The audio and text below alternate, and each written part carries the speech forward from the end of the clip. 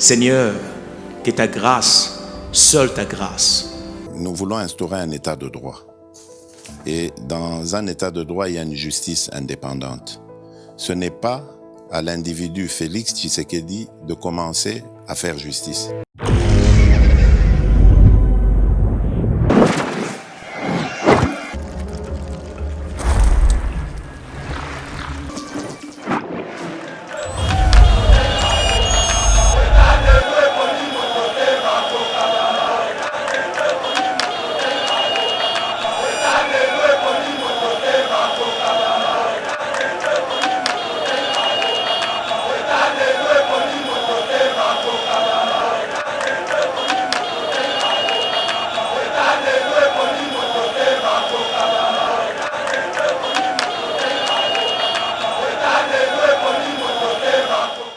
Je comme Oulomba comme étant un élu du peuple.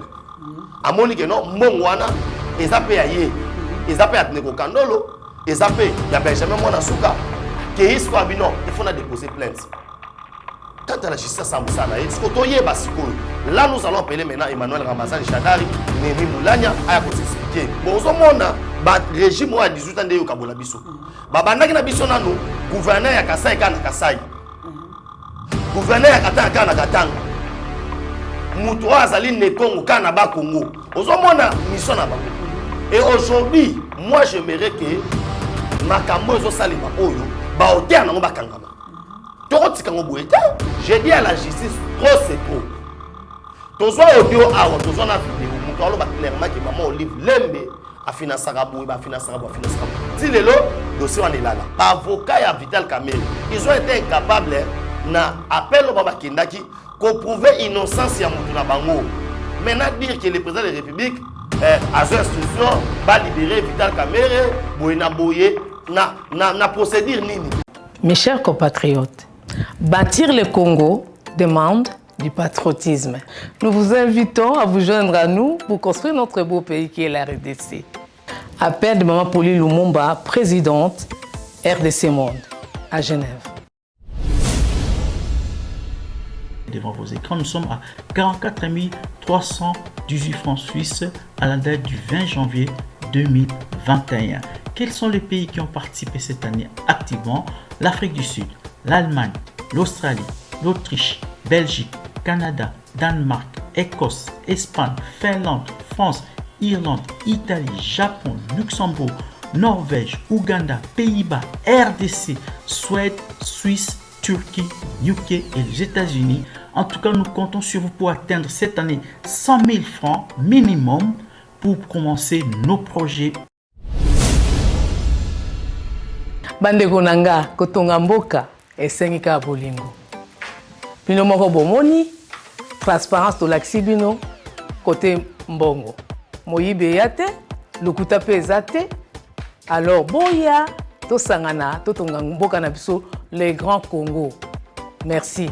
Malobaya, présidente RDC Monde, Pauline Lumumba à Genève.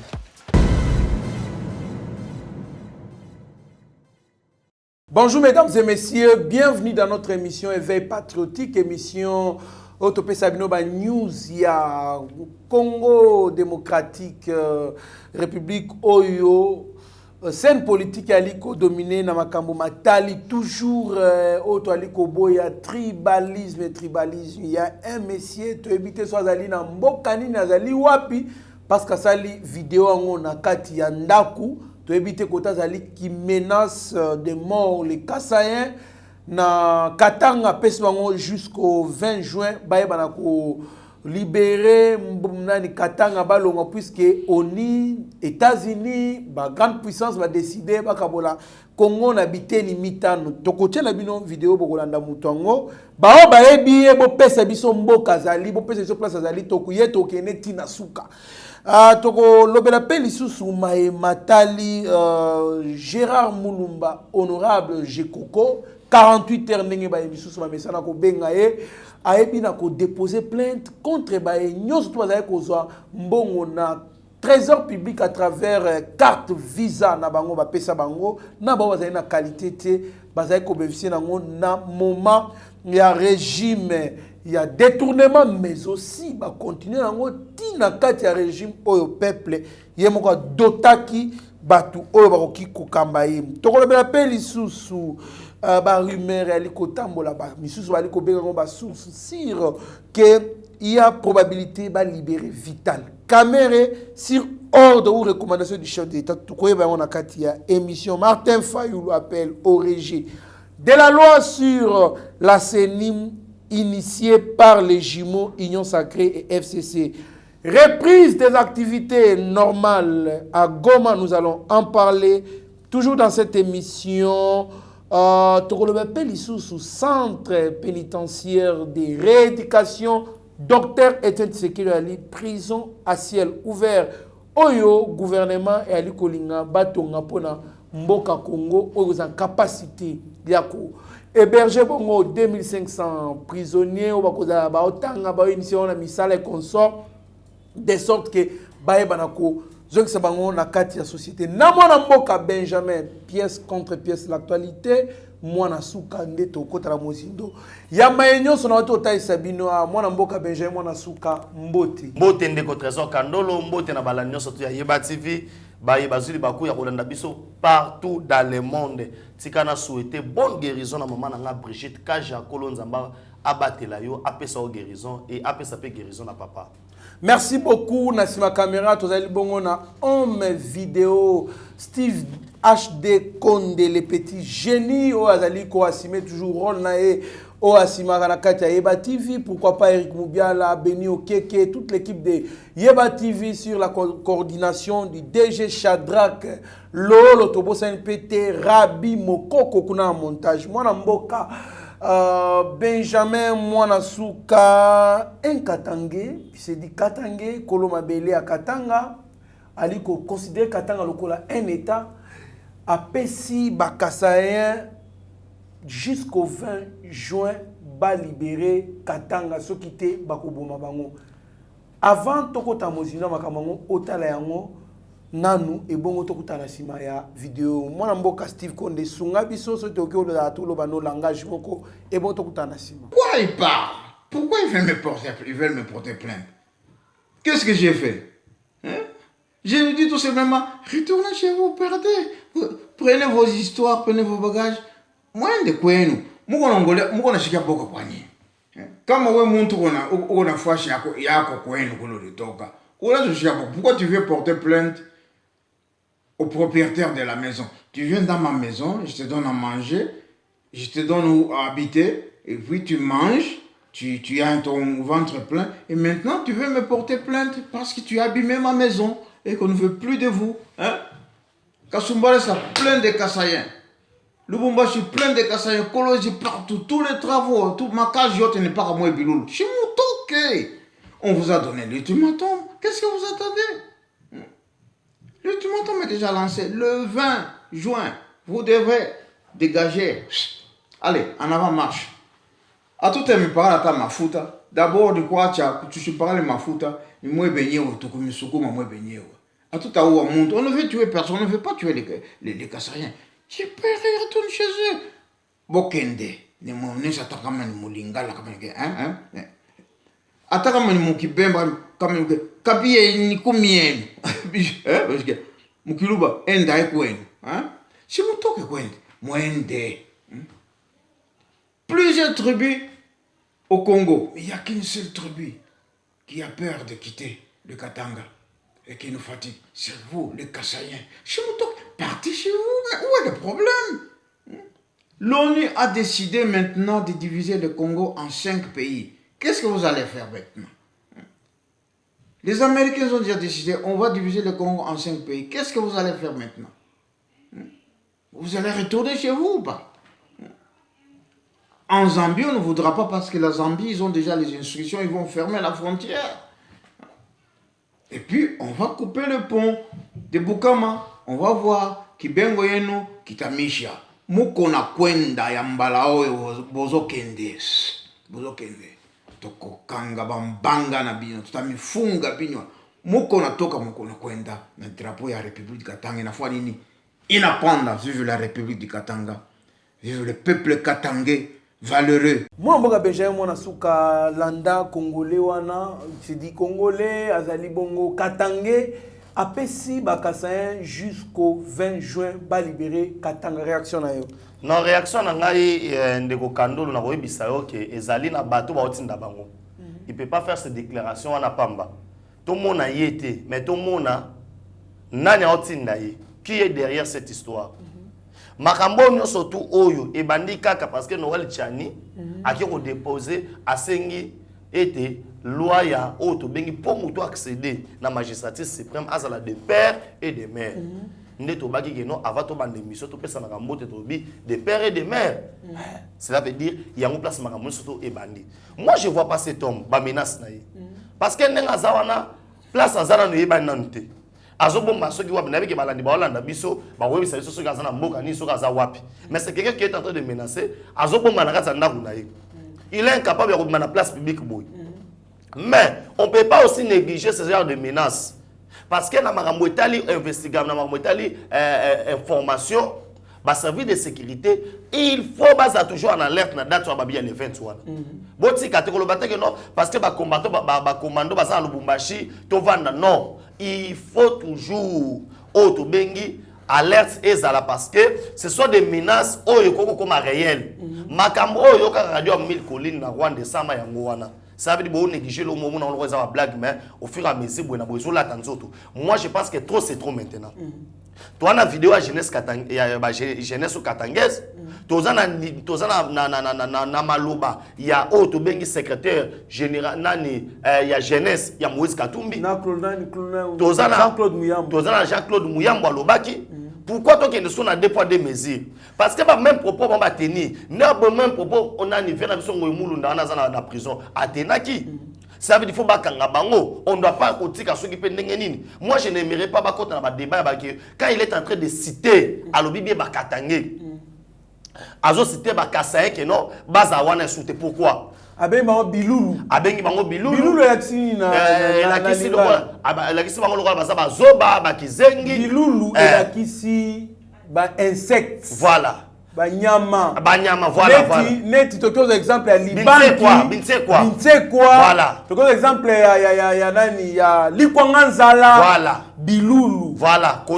Ko traiter tout un peuple oyo bazali na mboka na bango. On a rappelé que la constitution congolaise donne droit à tout Congolais afin d'abisika alingi. Moi je pense aujourd'hui bozo mona ba régime wa 18 ans de yokabola biso. Babandaki na biso nanu gouverneur ya Kasai kana Kasai. Gouverneur ya Katanga kana Katanga. Muto azali ne Congo kana ba Congo. Ozo mona mission na bango. Et aujourd'hui, moi j'aimerais que makambo ezo salima oyo ba otea nango bakangama. Tokotika ngo boete. Quand il est en train de rappeler les Kasaïens histoire page moko ya passé. Dire encore aux gens que non et qu'on se reproduire. Et puis il y a plus loin. Pour la Koloba que non, l'ONU a déjà décidé pour Congo Kabwana. Et les États-Unis. Et les États-Unis. N'habitez mitanu. Cela veut dire nous sommes na batu moko boye ba étranger, ils veulent faire quoi? Prendre les Katangé. Oh bazali ba originaire ya mabele ko poussa bango liboso pour ba bundisa bandeko na ba kasaye pour ba réussir balkanisation. C'est pourquoi je te disais de Rokandolo beaucoup sont venus de l'union sacrée avec l'hypocrisie. Ben la hypocrisie. Ba yena mutema ya solo te parce que soit qui na mutema solo, on peut pas klanda biloko surtout. Moi je pense que trop c'est trop. Le col a mis la kisi soit ça na pays nini, soit ça wapi et sengeli justice asa musana. Ce qui est vrai Azamut moko ayebani pena batu. Batu nyonso bali kolanda biso ezana bato ba yebi elongi oyo. Bopesa biso mboka zali kombo na ye biso il faut to bana ko dénoncer à tongo midi poko. Et puis moi na mboka Benjamin na soka bolingi sanga, je dois en parler. Pourquoi des poids des mesures? To mona loi mina kusakata bandeko na biso ya province d'origine ya Bandundu. Ba proposer loi moko et tchaka ba congolais mal à l'aise. Oui bien très bien. Oui, bien. Mais na mona te ba to ko s'attaquer na ekolo na bango. Na mona te kutu na mona ba tu ya Bandundu pe côté les mena loi mina kusakata et consort mona mboka Benjamin mona suka.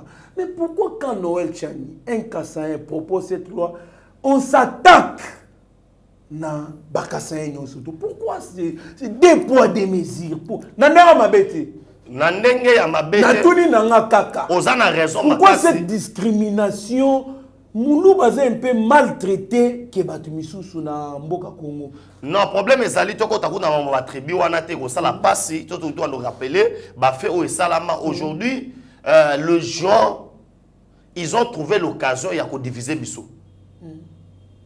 Koloba déjà que non comme président de la République c'est un Kassaye. On a rappelé les c'est un Congolais le roi Moulou bazo azali victime ya kozala na Moulou ba comme président de la République. Voilà siko ko lukasko que non na tangu na ye Congo e kabwana. Po balobani to banda ko lobani soki baluba bazui pouvoir na mboko yo Congo esa nini e ko kabwana. C'est ça les manœuvres wazunga basala wana.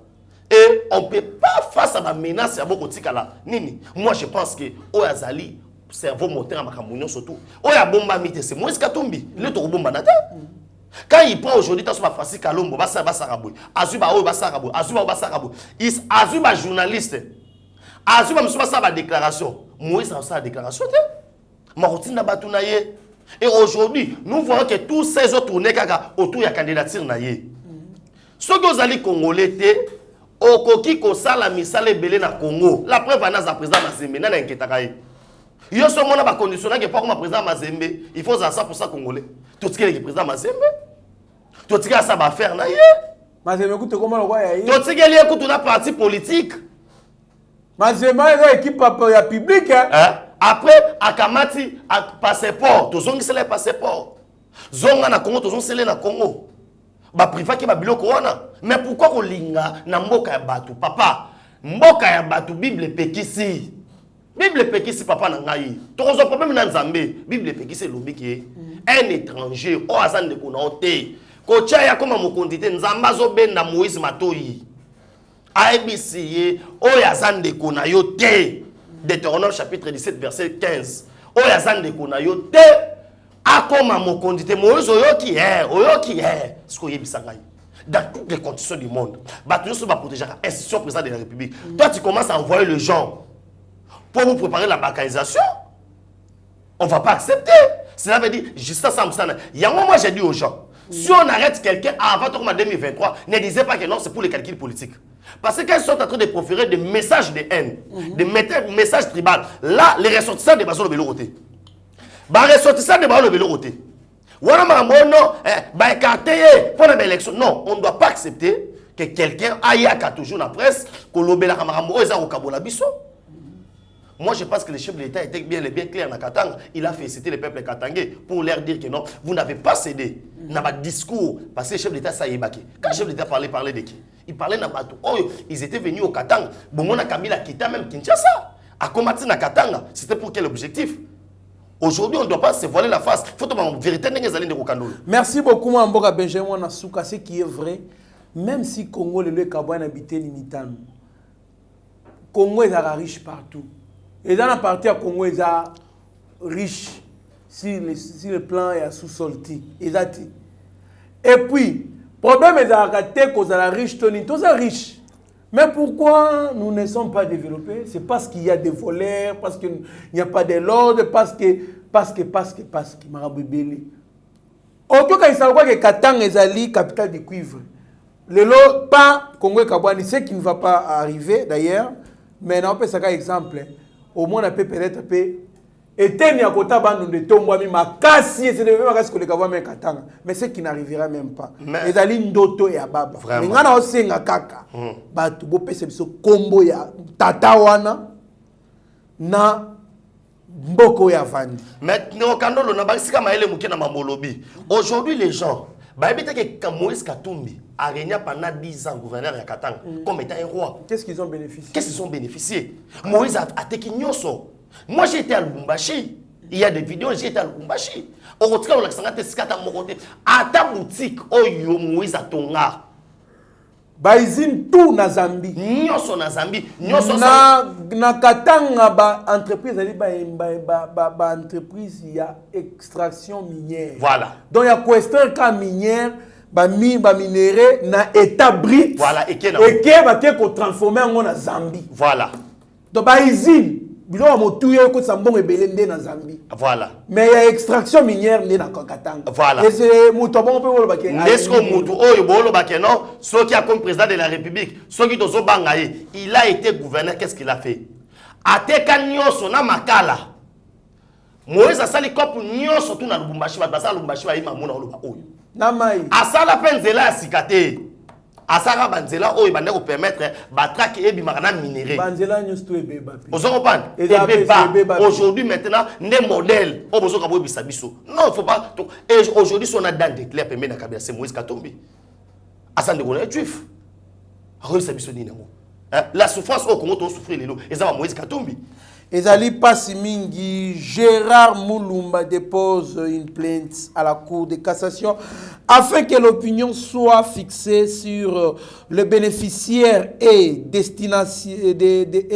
et la destination de l'argent prélevé du trésor public grâce aux cartes de crédit, cartes de visa aussi, que l'IGF a épinglé et dénoncé. Donc, moi, Jérôme Moulumba, il a osé ce que nous avons demandé à Congolais Belé, Tobaki, Moula a plainte et Landana. Jérôme Moulumba a déposé plainte contre Batouana, de sorte que va éclairer Bisso, va expliquer Bisso, va mettre un peu que Bisso, zone d'ombre sur cette affaire-là. Il y a carte visa, mon amboka. Na aimé intervention à Jérôme Moulumba, et puis na aimé déclarer nani bengi député moi bengi si gouverneur ya banque. Député Patrick Ngalula. Voilà, Patrick Ngalula. Ça veut dire ça deux schémas.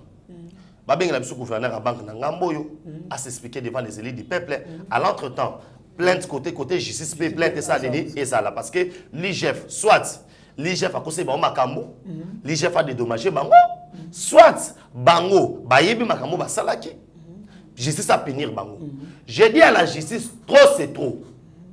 Tozo audio awa tozo na vidéo muto alo ba clairement que maman Olive Lembe a financé Rabou ba financé Rabou ti lelo dossier on est là.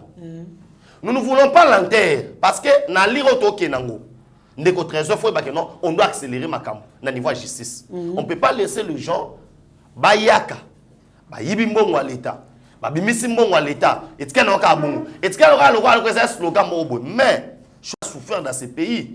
Bah, 50 000, 50 000, 50 000, 50 000, 50 000, 50 000, 50 000. Oyo sala bango, il a fait 9 millions à 15 ans dans Moutoumoko. 9 millions à 15 ans dans Moutoumoko. Cela veut dire que Chada n'a pas besoin de 9 millions, mais à Bisso Congolais. Je comme Lomba, comme étant un élu du peuple. À mon niveau, non, Mongwana, et ça peut y aller. Et ça peut être Neko Kandolo, et ça peut y a Benjamin Monasuka. Il faut déposer plainte. Quant à la justice, là nous allons appeler maintenant Emmanuel Ramazan Chadari, Nemi Moulania, à s'expliquer. Nemi Moulania a dit Makasi na retweeté. Au sal accord, accord ça qui Kinkabi Karubi, on a dit spécialiste. Bateau va dire spécialiste, c'est sûr que non, on peut bloquer, on ne peut pas nous intimider. La justice maintenant a beaucoup de choses que non. Est-ce que réellement ils avaient l'amour pour ces pays ou bien c'était des escrocs et des mafieux pour qu'on l'ait dit IGF et PSB a déclaration, ça dit clair, noir sur blanc. Le gouverneur de la banque, même quand responsable de la Belé, il faut même bien que la justice. Merci beaucoup mon amboka Benjamin na soki ezali pasi mingi kotala ndenge mboka ezalaki kokambama na muyibi moko ya masekiti. C'est-à-dire que donc moi na moninga mawate biso ba mbolo biso batu pamba donc batu atina te bino bozo mbongo na ba source na trésor public et otoka se kotoka sans traçabilité ezali pasi mingi. Moi, Mboka Benjamin Nasuka, Martin Fayou l'appelle au rejet de la loi sur la CENI initiée par les jumeaux Union Sacrée FCC. Vraiment, je ne vais pas Koko Tagolobama Mbele. Moi, je pense que. Tonandipe, secrétaire Augustin Kapouya Lobby, Martin Fayou, l'agent doit que Sengava rejeté en moté, Azali député national, élu. Il y a le Kunga, il fallait qu'il y ait discuter, débattre. Na ba collègue na ye ba député mais manque ya argument d'aki ko débattre que maman na mbutu batu ya ngambo Martin Fayulu ba li ko lancer makambo belé ba débat belé ba polémique belé makasi na réseaux sociaux. Non, ma fa asa ni kutu makelele belé te a royeba que non même temps bazara na bakora ba 5 et tout consort kabu ya zara likolo na ye azara leader na ye wana kutu CG on a appelé ça mot en passant on a vu na na politique na lobi yango na lobi ke kabu ya nani Fayulu azali loko lobate parce que le CG qui sait kabu ya zara déjà mokonzi na ye na masolo wana kutu kota na débat wana te to qu'est-ce que na mambo ya soloba quand tu parles que ba rejeter basongi sur la logique ti est qui est Martin Fayulu dans ce pays? C'est un député. C'est un député. Oh, a renoncé na mandat na yé ya ki député. C'est un député actif pour assurer la mbongo. Makamwane les cas qui n'a qu'à hémicycle. Si réellement ces arguments ou ya zo tenir les lots. Léon Nazo il va être positionné dans la place nini. Il a droit ya rokende na kata opposition, na kata FCC. A déclaré poste na ye ayo ke la monde sondi donc il est dans opposition akende na FCC akende kuna asenga poste c'est ça c'est clair exactement location pende so ki pende ni débat na to zonga sukuna te quand il dit que d'abord ezakini le président de la République alnya sa anyo surtout élection en 2023 ça la te maintenant on met les histoires au clair pour toi tu n'as élection pour bande ko luka o bande ko kanga élection facha lingo organiser élection te il des personnes qui préparer glissement to comme to ko na point élection o ngo le la suki note e mambo sami bien te o to pour zongi la wapi le peuple a voté les mamana te je pense que tout a été bien établi allons aux élections. Merci beaucoup, tout a été bien établi, allons aux élections. Et que vous avez bien ma casse si beau serré ma ceinture puisque moi bongama parce que l'élection 2023 batuya ba popularité ba rozana terrain belé et belé makasi donc pour bima député na lukunga to na funa pikapende pour pasteur Gila zo chalibaya pasteur Gila zo chalibaya talaka mafa mutazaka soka kitaboye abeta un pas boye public bandi kolanda sko wana sko wache candidature ah bon babeta kana mafa bo pikapende. Merci beaucoup Bobongama déjà puisque pasteur il a qui tapé dans le terrain donc c'est un peu ça toi ali koko ban émission na biso mona mboka Benjamin mona suka activité et zongi na Goma comme d'habitude to la vidéo bon to kutalasim. La vie a repris à Goma un dimanche exceptionnel. Les taxis motos sont visibles sur les principales artères de la ville. Le magasin, boutique et marché ont rouvert. Certains gomatraciens qui s'étaient déplacés vers des lieux sûrs à la suite de l'éruption volcanique commencent à rentrer. Ils n'ont pas attendu les mots d'ordre des autorités provinciales. Compte tenu aussi des situations de vie qu'on a menées là où on était, on a été obligé de retourner parce que ceux qui étaient ici présents, qui n'ont pas sorti, nous ont dit qu'il n'y a plus de tremblement de terre. Et on a été obligé de rester, de retourner encore. Demandons au Premier ministre chef de l'État d'ouvrir l'école parce que nous avons besoin d'étudier. Je suis en 7e année, étudie au lycée Saint-Ursule. Une visite sur le site vers Kibati en est une preuve éloquente. Derrière moi, c'est la grande montagne, il y a les cratères, d'où est parti le volcan qui a ravagé tout sur son passage.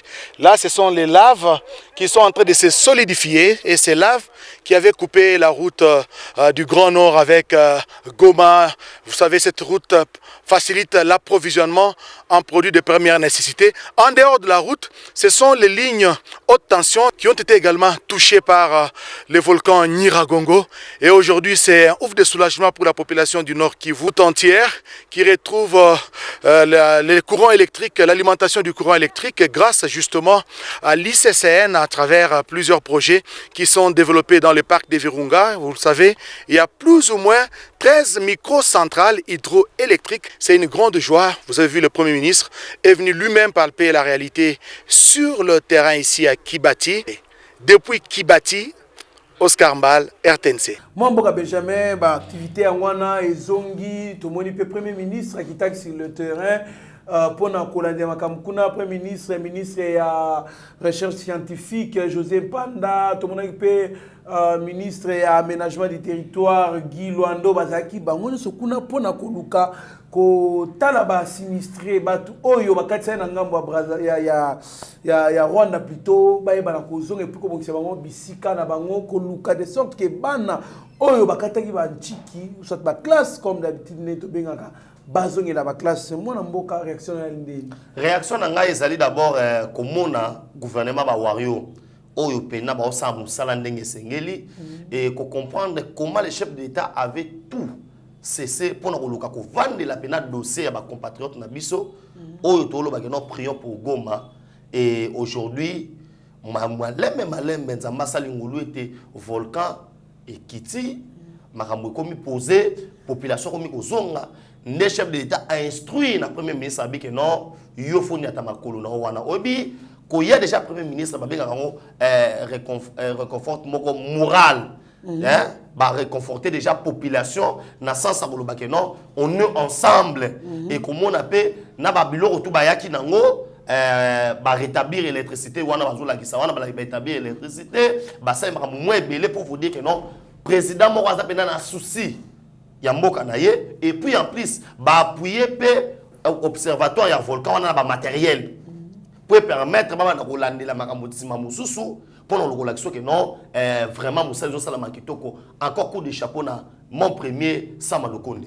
Merci beaucoup coup de chapeau na Samalukonde aliko sala musala aliko bunda de sorte que makambu ekende très kitoko boyende tozolinga to bongonde tozali kolinga mwana mboka beje mwana suka ba rumeur ali kotambola ya probabilité ba libérer Vital Kamerhe mwana mboka il paraît que président azaki instruction il paraît azaki instruction en France la sorte que ba yeba ko libérer Vital Kamerhe yango pas pression sur juge ba yeba nako libérer Vital Kamerhe est-ce que maramto ali ko ezali ya solo to ali lokuta mwana mboka les droits ngo oyo biso tozaki ko ganga yango ya ko libérer mutu oyo jusqu'aujourd'hui on a prouvé innocence n'a été ah ndeko trésor wana za masola fekodi obi fekodi ah bon masola fekodi so obi fekodi na tout autour à 20 mais on a mutu ya bandi masolo ko banda tongo tipo kwati azobeta ba calcul d'abord le président français ne peut pas instruire un président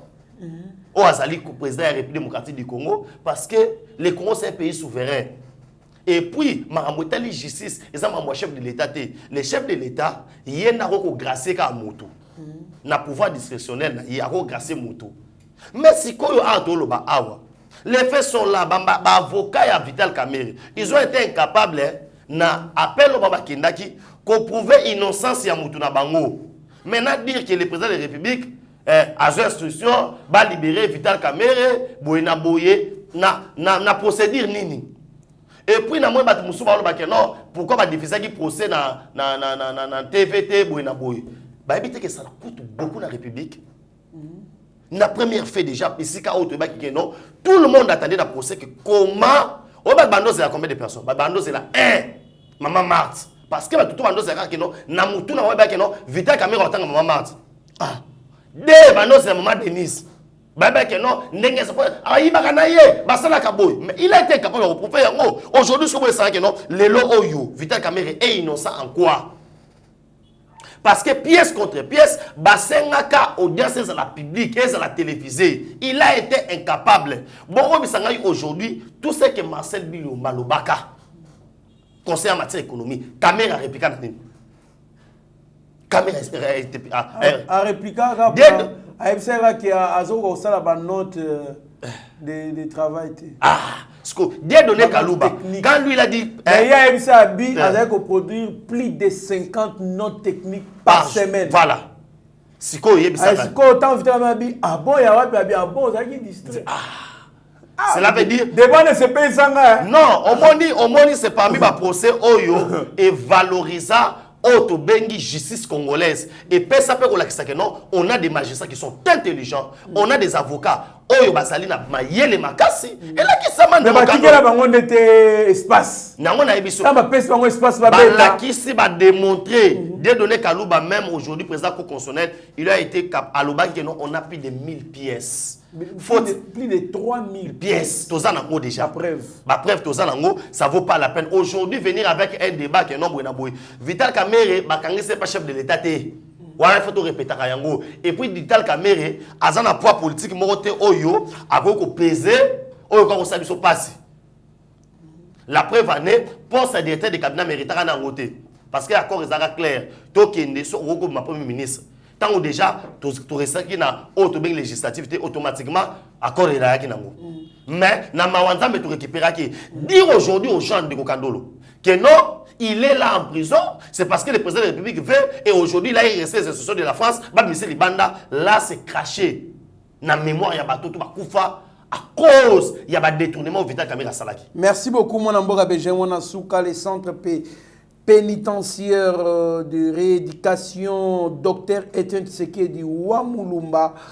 Ezali centre baliko visé pour remplacer bongo prison de Makala et Kotongama na Kinshasa na ba place moko isolée cause na capacité pour héberger 2500 places il y a personne mais ba aliko visé ba komatina ba 10 000 cause na école de justice ba ndako rééduquer ba collection tu misala et ba pêche élevage de la kuna consomme na mboka et puis bato ba former pour ba zone sa bango na société ba la bongo utile de sorte que ba servir nation na mboka.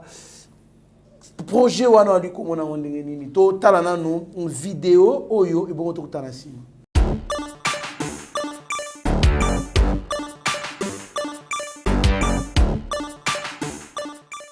C'est évident, le centre pénitentiaire de Makala a depuis belle lurette dépassé les limites de ses capacités. Construit à l'époque coloniale, les conditions de vie sont devenues tellement inhumaines qu'elles ne permettent pas une rééducation efficace des détenus. Global Resource Ventures et Socanfin proposent la solution. Délocaliser les détenus de la prison de Makala vers un centre pénitentiaire ultramoderne situé dans un rayon de 100 km autour de Kinshasa. Le centre pénitentiaire et de rééducation Dr Etienne Tshisekedi Wamulumba est un modèle de prison pavillonnaire à ciel ouvert. Au départ, sa capacité sera de 2500 places d'hébergement et atteindra progressivement 10 000 places viables et sécurisées. Cette nouvelle configuration architecturale constituera un puissant outil disciplinaire pour maintenir l'ordre et entraver les mutineries et les évasions. Le centre intégrera les codes de la justice conformément aux principes universels des droits de l'homme. La nouvelle prison sera bâtie suivant un procédé de construction ultra rapide. Mais l'objectif avoué de ce centre pénitentiaire est double. Premièrement, l'autosuffisance financière et secondo, la rééducation des condamnés en vue de leur réinsertion. Le centre pénitentiaire et de rééducation Dr Etienne Tshisekedi Wamulumba intégrera une ferme agro-industrielle de 8000 hectares, ainsi que divers ateliers dans lesquels les détenus travailleront pour un salaire modique. 20% de la production seront réservés pour l'alimentation des pensionnaires. 80% seront destinés à la vente dont le produit couvrira les autres charges relatives à la rééducation, la santé, l'hygiène et le remboursement de l'emprunt. Le centre allouera gratuitement des avocats prodéo aux détenus sans moyens pour résoudre leurs dossiers judiciaires et contentieux. La production d'énergie solaire propre et durable assurera l'autonomie du centre pénitentiaire en électricité. Il en sera de même pour l'autonomie en eau, tant pour les besoins alimentaires que l'irrigation des cultures. Il ne s'agit pas d'une expérience de laboratoire. Dans plusieurs pays africains, l'expérience a déjà donné d'excellents résultats. Les chiffres sont éloquents. Les cas de récidive chutent de façon drastique. Les détenus acquièrent des aptitudes professionnelles qui favorisent la réintégration lors de leur remise en liberté. Dans le cadre du programme prioritaire du président de la République, Global Resource Ventures et Socanfin se sont engagés à accompagner la CAPUIDC, la cellule d'appui au programme d'urgence intégré de développement communautaire. Moi mboka tala projet bali ko lakisa nyonso tout eko salema na kati ya centre wana réaction ya linde. Non, ba infrastructure bongo ya détention ba prisonnier faut et sala na mboka oyo parce que nazomona une grande partie ya bato ba okota na prison. Ba okota na prison. Ce qu'il faut ba na kolongola bano bazwaka ta kotanga te ba kitina wana na prison wana do tete sike do mulumba wana ba ye ko la moi misala. Comme ça net so ba makala koto boye ko tika la tapo na ba Vital Kamerhe na ba Emmanuel Ramajan Shadari ta ba oyabuna ba intellectuel. Ya ba intellectuel makala tika mingi prison ba intellectuel. Comme ça ce que ya ba obaza mo ba bourrique so ba oba tangité bon bourrique c'est trop dire ba oba tangité ba ke na ngambo. Pour vous dire quoi, aujourd'hui Fachi veut démontrer combien on doit mettre la base auto bengi la démocratie, un véritable état de droit. En ayant aussi auto bengi ba centre moko moderne bisika wapi mutaro kende akota ki tête vide na prison mais ko bimanaye akomi utile na société. C'est ça même le but. Et pour vous dire que non coup de chapeau na mokonza mboka po ba initiative ba boifoka afachi béton yango na esime que no boza la calme bandeko watu na ngake non bongo ba yibi 50,000 batiki bakokangama ebele. Il y a autre pour ça vider la prison pour l'espace éthique là sur un côté. Merci beaucoup mwana mboka Benjamin mwana suka toko suki sabongo na grâce au président Fachi la route Sakanya est asphaltée donc to vivre ba image bongo to kutana sima to clôturer émission. Mama iya sibutamomba ni mukamboi Parasema ni vya bongo kasha inako bana ifale ufeliste ko Chilombo Felix ana watiseke hakina Mungu chibutamu mbali abana ni wala depuis Congo ya nzaka chinois joibo na vala mangwa iranza de mama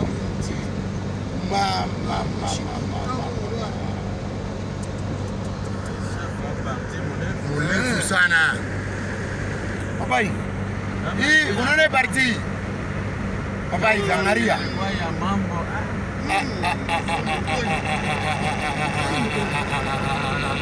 bana hii ni jolie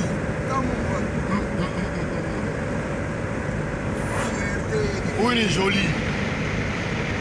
jolie wa balabala ve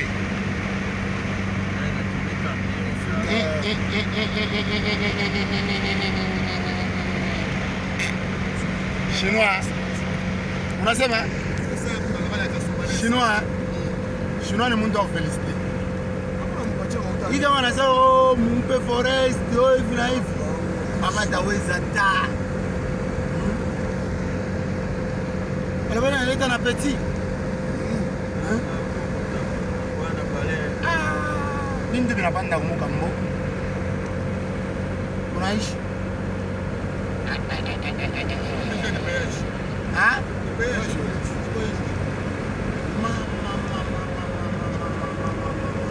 Habana.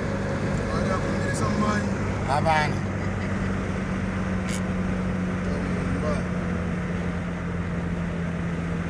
Coup de chapeau.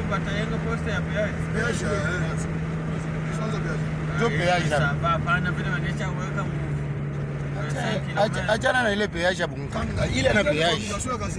Ile fabrication ile.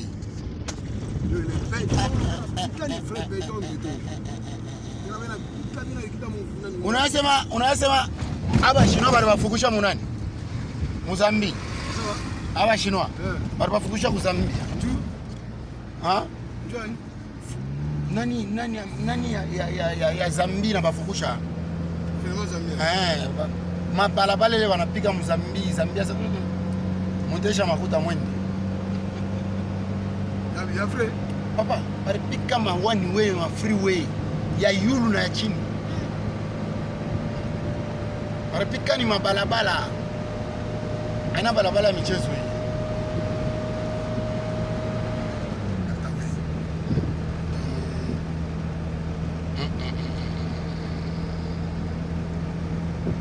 Popola na bishaka. Chunga ni mutumie.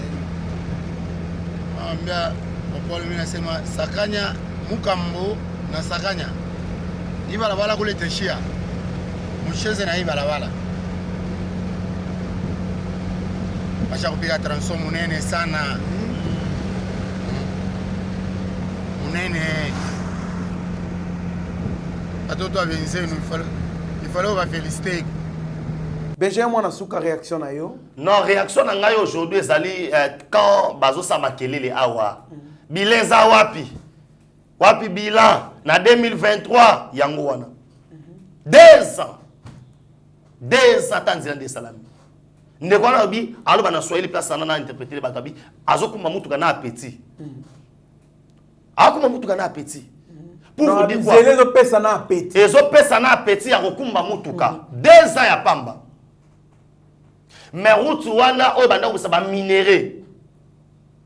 Oyo pona bango même pona bango ezaka ke biloko ebima. Nzele kufana ngo. Mais na grâce ya mokonza mboka aujourd'hui 30 minutes 45 minutes oza mobima dana oza dana ngambo kasombalesa. Ça veut dire coup de chapeau na mokonza mboka pour te sabino ke non tolobaka mingi te to baki mikolo toloba mingi te mais ba œuvre lobela biso loba nango papa chéri bilada makeno œuvre nde yango wana. Merci beaucoup. Merci. Œuvre yango wana yango na essaye batu ke non élection na zolo baboy élection ata lelo to gagner yango pour misala yango ezomona.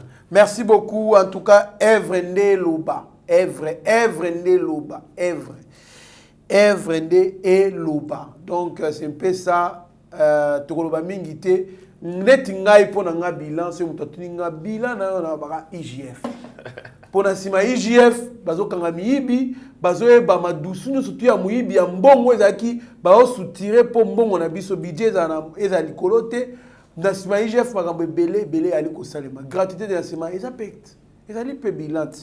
Donc c'est un peu ça, merci beaucoup en tout cas batunos tout baliko landa biso na pesi merci na mokoza mboka pona quand même ndinga liko penser ko développer mboka au souci wana to aliko sentir yango ezali bolingo wana posa ke ba congolais souffrance ici la to aliko sentir yango.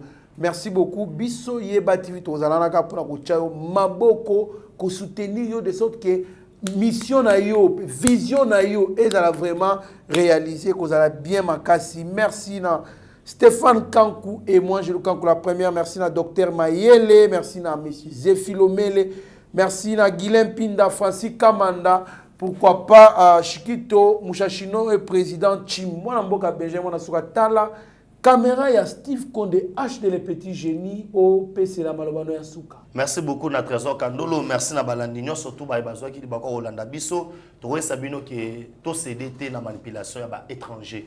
To lobby des pères et des mères wana ko to discuter pona yango te. To PC merci na batunyo surtout bazali ko sunga biso, bazali ko sunga yeba TV ki ndeli boso lokola papa na biso moto moko bien, papa Stéphane Kankou na bosante les amis de Benjamin Mwana Souka na Maroc président Alain Moulamba et na maman Pataoul bébé Gédéon a pessimé nos mots na bosanité Saramboui et pourquoi pas boutique FB Fabrice Zola Nzamba Pambola yo et ya José Kitenge monté ma mère Milan to bosani pété ya Bobette pourquoi pas mère Annie monté ma papa Ben pour vous dire quoi on est ensemble tous à la scar ici comme on a bisi bino bande konanga tolona et batu nyonso to baza besoin ya kokota contact na rapona mamuta di bilanga numéro de téléphone c'est à piste 143 9 70 40 89 57 piste 143 9 70 40 89 57 soit au combien na Facebook Benjamin Mwana Souka. Merci beaucoup. Merci na Fabrice Boutique, pourquoi pas na boutique Pati na Lac Mouiro 58 et pas ya Monsieur Olivier. En tout cas merci beaucoup na Batutu Balanda Kibiso. Merci na Kimo Ibaeba TV, Pasteur Gili, Mitteranaya, Bécholé, Abigail Kilungu, Eric Moubiala, Depap, pourquoi pas Béni Okeke, DG Shadrack Lo, vous allez brancher sur Iba TV, vous allez de citer. Mieux vaut être maître au silence que plutôt esclave de ses propres mots. Merci. Seigneur, que ta grâce, seule ta grâce. Nous voulons instaurer un état de droit. Et dans un état de droit, il y a une justice indépendante. Ce n'est pas à l'individu Félix Tshisekedi de commencer à faire justice.